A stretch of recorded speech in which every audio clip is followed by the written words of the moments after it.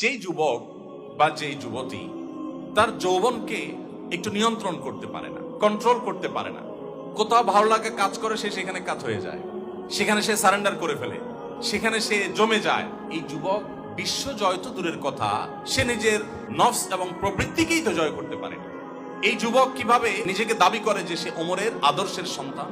সেই যুবকের কি অধিকার আছে দাবি করবার সে আলী ওসমান তাদের আদর্শের অনুসারী? প্রিয় ভাইরা আমার, আপনার যৌবনের তাড়নাকে আপনি নিয়ন্ত্রণ যদি করতে না পারেন, তাহলে সেক্ষেত্রে আপনি কখনো বীরত্বের পরিচয় দিতে পারেন না, আপনি কখনো নিজেকে সাহসী বলতে পারেন না। প্রকৃত সৎ সাহস, প্রকৃত বীরত্ব হলো যে আমার প্রবৃত্তি অনেক কিছু চাইবে, আমি ভালো মন্দ বাজ বিচার করে তারপরে সিদ্ধান্ত গ্রহণ করব। যা খুশি আমি করব না, যেটা আমার জন্য অকল্যাণে সেটা আমি করব না, যেটা আমাদের কল্যাণে সেটাই আমি করব। স্রোতের তালে যদি গা ভাসাতে চান, সবাই এই অবৈধ রিলেশন মেনটেন করে চলে, আপনার আশেপাশে দেখতে পাচ্ছেন সব বন্ধু বান্ধবরা এরকম, আপনিও তাদের স্রোতে গা ভাসাচ্ছেন বা তাদের তালে তাল মিলাচ্ছেন। মনে রাখবেন,